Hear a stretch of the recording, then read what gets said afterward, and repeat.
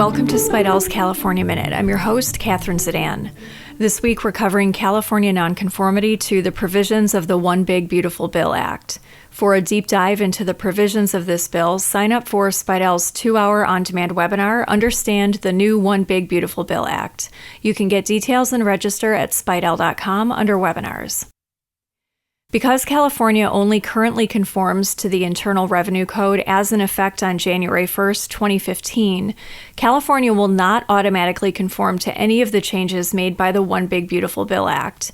This would be true even if SB 711 is enacted, which, as it's currently written, would update California's conformity specified date from January 1st, 2015 to January 1st, 2025.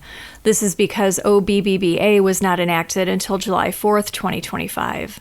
Also, many of SB 711's provisions would specifically not conform to most of the significant changes made by the Tax Cuts and Jobs Act.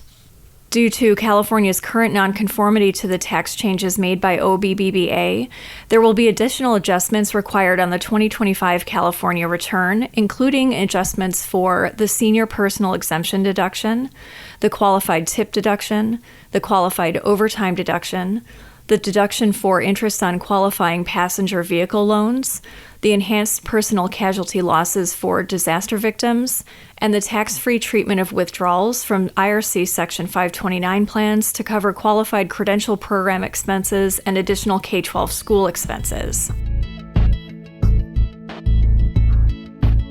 As a result of changes made by OBBBA, Los Angeles wildfire victims now qualify for enhanced personal casualty deductions applicable to qualified disaster losses on their federal tax returns. The 10% AGI floor on net casualty losses is not applicable, but the $100 per casualty limit is increased to $500, and non-itemizers can claim the personal casualty loss.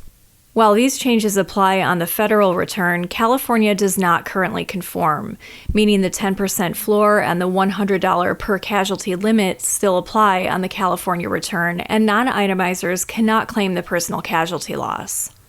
Also, California has never conformed to bonus depreciation, increased Section 179 expense amounts, the business interest limitation, or the qualified small business stock exclusion, at least in recent years, so adjustments continue to be required for these items.